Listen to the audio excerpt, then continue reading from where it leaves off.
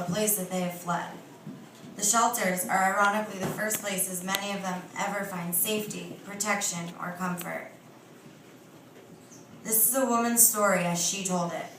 What isn't in the story is the fact that this woman met another woman in a shelter, and they fell in love. And through their love, they both got out of the shelter system. The little coochie snorcher that could. Memory, December 1965, 5 years old. My mama tells me in a scary, loud, life-threatening voice to stop scratching my coochie snorcher. I become terrified that I've scratched it off down there. I do not touch myself again, even in the bath. I'm afraid of the water getting in and filling me up, so I explode. I put Band-Aids over my coochie to cover the hole, but they fall off in the water.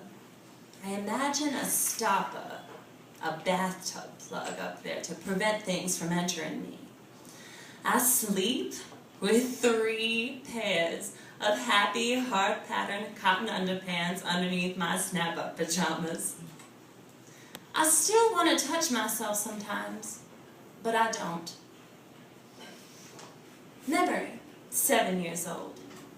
Edgar Montaigne, who is 10, gets angry at me and punches me with all his might between my legs. It feels like he breaks my entire self. I limp home. I can't pee. My mama asks me what's wrong with my coochie snorcher, and when I tell her what Edgar did to me, she yells at me and says never to let anyone touch me down there again. I try to explain that he didn't touch it, Mama. He punched it. Memory, 9 years old. I play on the bed, bouncing and falling, and I impale my coochie snorcher on the bedpost. I make high-pitched screaming noises that come straight from my coochie snorcher's mouth. I get taken to the hospital, and they sew it up down there from when it's been torn apart. Memory, 10 years old.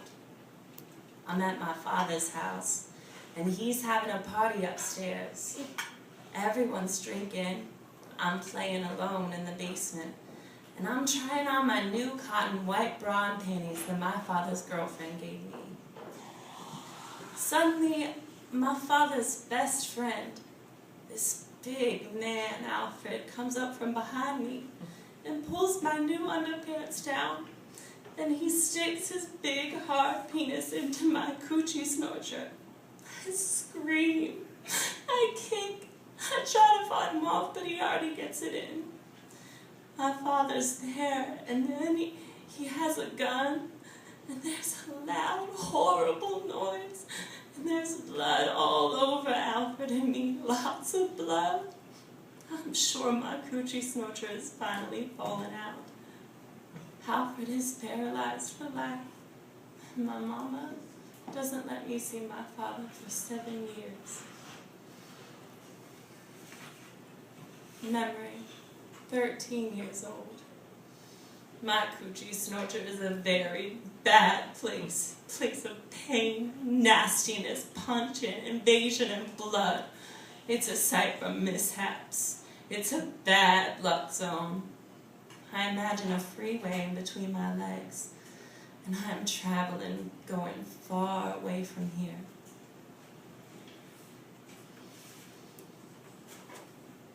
Memory, 16 years old. There's this gorgeous 24-year-old woman in our neighborhood, and I stare at her all the time. One day, she invites me into her car.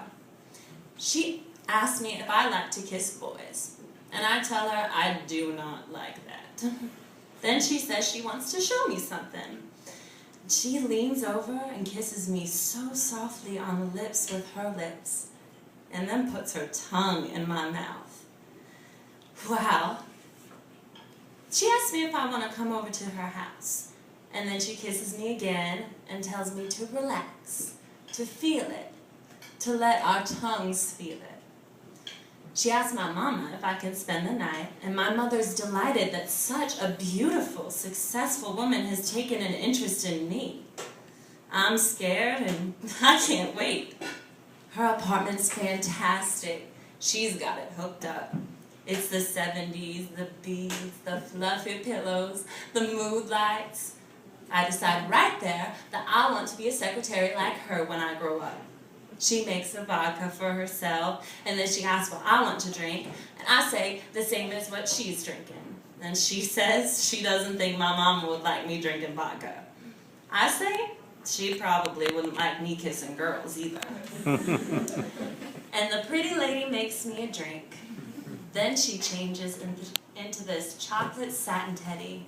She's so beautiful. I always thought bulldaggers were ugly. I say, "You look great." And she says, "So do you." And I say, "But I only have this white cotton bra and underpants."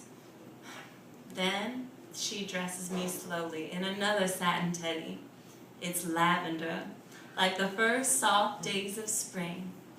The alcohol has gone to my head and I'm loose and ready. There's a picture over her bed of a naked woman with feathered bangs. She gently and slowly lays me out on the bed, and just our bodies rubbing makes me come. Then she does everything to me and my coochie snorcher that I always thought was nasty before. And wow, I'm so hot, so wild. She says, "Your vagina, untouched by man, smells so nice, so fresh. I wish I could keep it that way forever." I get crazy wild, and then the phone rings. And of course, it's my mama. I'm sure she knows. She catches me at everything.